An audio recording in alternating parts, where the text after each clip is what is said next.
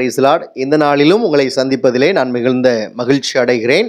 இந்த நாளிலே கூட மத்தேயு எழுதின சுவிசேஷம் 20வது அதிகாரம் அதனுடைய 28வது வசனத்திலே, அப்படியே மனுஷகுமாரனும் ஊழியம் கொள்ளும்படி வராமல் ஊழியம் செய்யவும் அநேகரை மீட்கும் பொருளாக தம்முடைய ஜீவனை கொடுக்கவும் வந்தார் என்றார் என்பது. நல்ல கவனிங்க.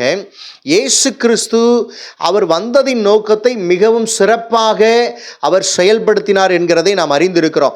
அவர் 3.5 ஆண்டு காலங்கள் தம்முடைய ஊழியத்தை மிகவும் சிறப்பாக செய்தார்.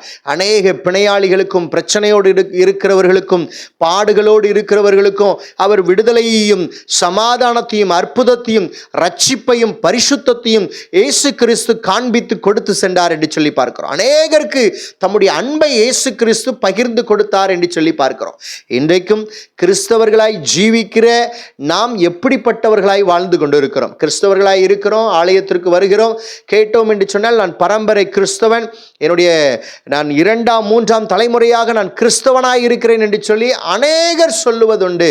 ஆனாலும் நீங்கள் யாருக்காவது சுவிசேஷம் பிரசங்கிக்கிறீர்களா? நீங்கள் இயேசு கிறிஸ்துவை குறித்து யாரிடத்திலேயாவது சொல்லியிருக்கீங்களா அப்படின்னு சொல்லி கேட்டோம் என்று சொன்னால் அது கேள்விக்குறியாகத்தான் இருக்கிறது. இன்றைக்கு உங்களை நீங்களே கேட்டு பாருங்கள், நான் யாருக்கு இயேசுவின் அன்பை வெளிப்படுத்தியிருக்கிறேன் என்று சொல்லி நமக்குள்ளே ஒரு கேள்வியை எழுப்புவோம் என்று சொன்னால், நான் இயேசுவை நான் பறைசாற்றி இருக்கிறேன், அவருடைய அன்பை நான் வெளிப்படுத்தியிருக்கிறேன் அப்படின்னு சொல்லி நம்மை நாம் தியானித்து பார்ப்போம் என்று சொன்னால் நாம் நிச்சயமாக அவருடைய ஊழியத்தை நிறைவேற்ற முடியும். இயேசு கிறிஸ்து எப்படி அன்பு செலுத்தினார், நம் மீது எப்படி அன்பு வைத்திருக்கிறார் என்பதை நாம் யாருக்காக சுவிசேஷத்தை கண்டிப்பாக பிரசங்கிக்கிறோம். நான் பரம்பரை கிறிஸ்தவனாய் இருக்கிறேன், ஆதி கிறிஸ்தவனாய் இருக்கிறேன் என்று சொல்லுகிறதிலே எந்த பிரோஜனமும் கிடையாது. நாம் அப்படிப்பட்டவர்களை வந்து சென்றோம் என்று சொன்னால் கிறிஸ்துவின் திட்டத்தை நாம் நிறைவேற்றவில்லை. இயேசு கிறிஸ்துவின் திட்டம், அவர் பரத்திற்கு செல்லும் போது அவர் சொன்ன ஒரே ஒரு காரியம், நீங்கள் சகல சிருஷ்டிக்கும் சுவிசேஷத்தை பிரசங்கிங்கள் என்று சொன்னார். இன்றைக்கு அந்த காரியத்தை நாம் செய்கிறோமா? நம்மை நாமே நிதானித்து ஆராய்ந்து பார்ப்போம். யாருக்காகிலும் ஒருவருக்காவது இயேசு கிறிஸ்துவை குறித்து நான் சொல்லியிருக்கிறேனா?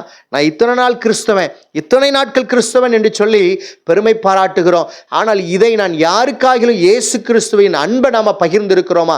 எத்தனை ஆத்துமாக்களை நாம் மீட்டிருக்கிறோம்? எத்தனை பேருக்கு நம்ம இயேசு கிறிஸ்துவின் ரட்சிப்பை எத்தனை பேருக்கு நாம் கொடுத்திருக்கிறோம்?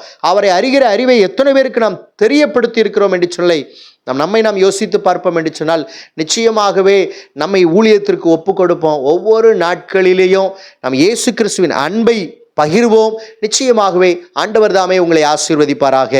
ஆமேன். God bless you.